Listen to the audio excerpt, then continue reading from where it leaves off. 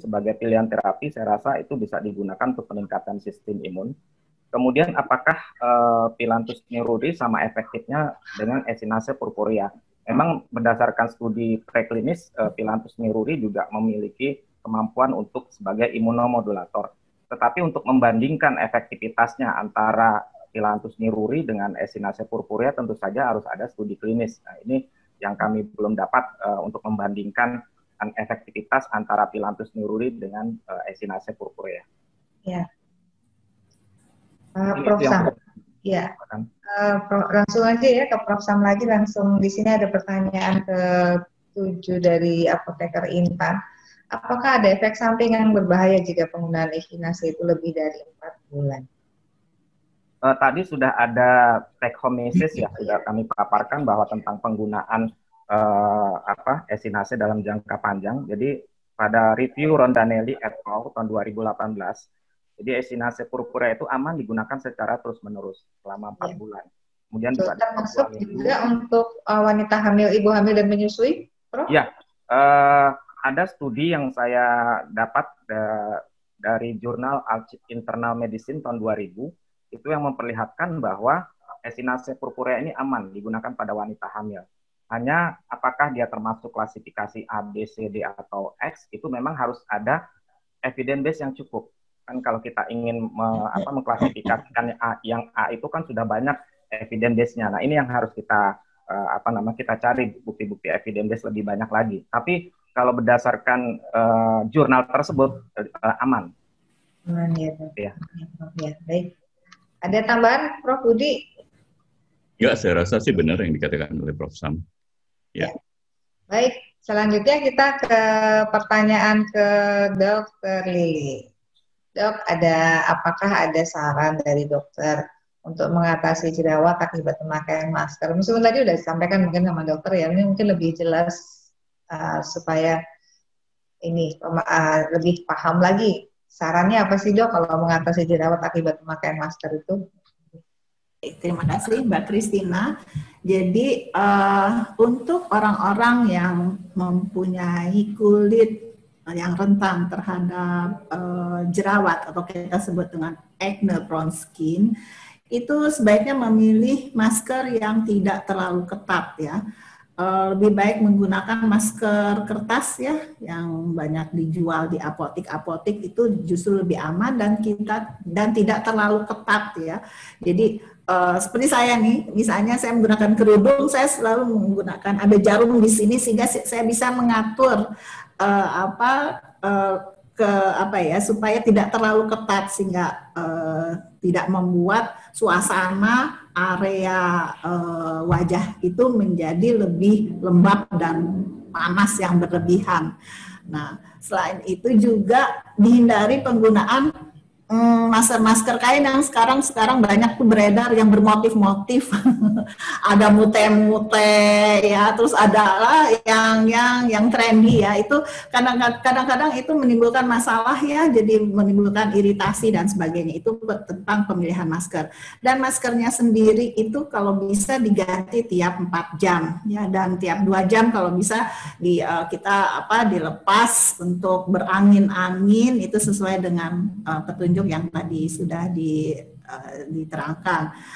Nah, saya lihat pada masa pandemi COVID itu ada perubahan kebiasaan orang yang mempunyai acne prone skin. Jadi karena merasa banyak di rumah dan tidak keluar, jadi aktivitas untuk melakukan pembersihan wajah, menggunakan produk-produk anti jerawat yang disarankan oleh dokter itu cenderung untuk dilupakan.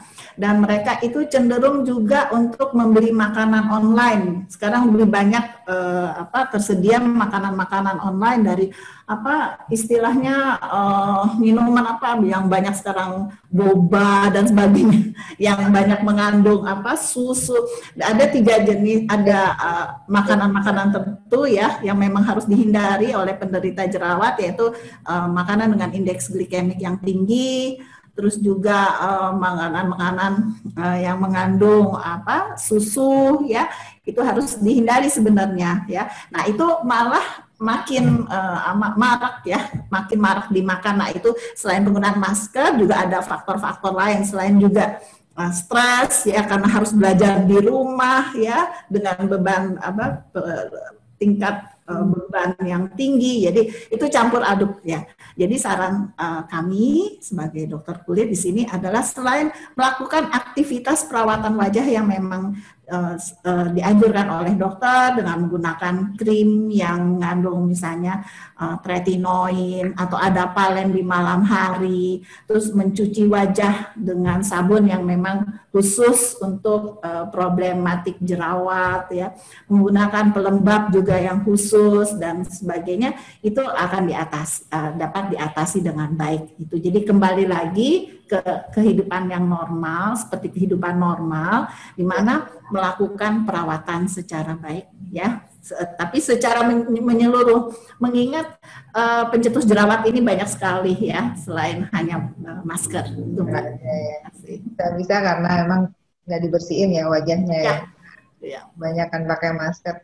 Terus juga Dok tadi kan disampaikan 4 jam ya, tiap 4 jam. Terus kalau begitu, kalau setiap makan siang buka masker terus ganti berarti ya Dok? Kalau bisa iya, kalau bisa iya, kan sekarang banyak masker sekarang udah dibanding zaman awal-awal kan sekarang masker kertas udah mulai murah lagi kan ya Mbak Kristina, dulu kan mahal banget jadi lebih baik diganti sebaiknya. Ganti aja, bawa terus masker, bawa tisu, bawa hand sanitizer, jangan lupa dengan kebiasaan baru ya. Baik. Terima kasih Dokter Lily. Kita lanjut ke pertanyaan berikutnya. Ini ada banyak banget soal pertanyaan. Saya harus scroll down. Ini nggak apa-apa. Berarti apoteker Indonesia banyak ingin tahunya. Dari apoteker Siti Lutfiah, untuk pasien tanpa gejala dan gejala ringan, berapa dosis vitamin C yang dianjurkan dengan kandungan berapa miligram, Dok? Ini udah tadi disampaikan sih, tapi monggo Dok, mungkin atau telat kali datangnya. Dokter Budi belum di-unmute. Ya. Jadi untuk vitamin C yang non acidic biasanya 500 mg 6-8 jam. Yang non acidic ya. Kalau yang vitamin C yang 500 bisa 12 jam. Itu yang lepas lambat ya Dok ya, yang pelan-pelan ya lepasnya ya. 500 mg. Soalnya kan nggak stabil ya, cepet banget hilangnya. Kemudian pertanyaan selanjutnya kepada Dokter Budi masih ada nih. Dok, dari apoteker Diah Natalia, apakah azitromisin sedang habis, apabila azitromisin sedang habis, kemudian diganti sementara dengan levofloxacin pada pasien yang sama, apa efektif? Ya, itu pilihan yang susah. Sebenarnya karena azitromisin dan levofloxacin itu sebenarnya mudah ya didapatkan gitu ya. Jadi kalau kondisi seperti itu emang agak sulit. Mau nggak mau ya levofloxacin diberikan juga pada yang tidak bisa atau tidak bisa mendapatkan azitromisin. Fungsinya azitromisin di samping dia sebagai antibiotik adalah dia bisa sebagai immunomodulator. Ada penelitian di Jepang juga dengan pemberian azitromisin, dia mendapatkan efek imunomodulatornya. Jadi dalam virus ada gunanya sih sebenarnya untuk imunomodulator itu. Ya, berarti azitromisin kalau misalnya tadi sudah emang nggak ada, nggak apa-apa lah dibeli levofloxacin. Tapi terus kemudian diganti azitromisin lagi boleh? Saya belum pernah dapatkan kasus itu. Belum pernah dapat kasus. Mungkin tetap aja dari artinya gini, kalau levofloxacin sudah masuk, ada azitromisin, apakah dia bisa menggantikan levofloxacin? Menurut saya sih karena sudah dapatkan beberapa vitamin-vitamin penunjang yang baik gitu ya, dan immunomodulator, saya rasa sih nggak terlalu perlu ya untuk azitromisin. Karena belum ada yang benar-benar serius meneliti membandingkan gitu ya Dok? Ya benar. Nah, kemudian ini ada masih terkait obat nih. Apoteker Kris Yulianti Gunawan, apa kabar?